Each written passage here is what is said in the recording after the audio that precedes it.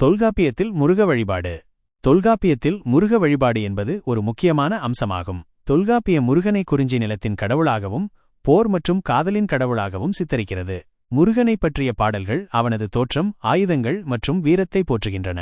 தொல்காப்பியத்தில் முருகனை பற்றி வரும் சில முக்கிய வரிகள்.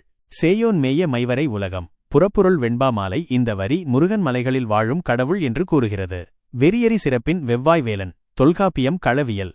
இந்த வரி வேலன் என்ற பூசாரி முருகனின் அருளால் ஆவேசமடைந்து குறி சொல்வதை கூறுகிறது. கடவுள் வாழ்த்து. தொல்காப்பியம் பாயிரம். இந்த பகுதி முருகனை சிவபெருமானின் மகன் என்றும் போர் மற்றும் வீரத்தின் கடவுள் என்றும் குறிப்பிடுகிறது.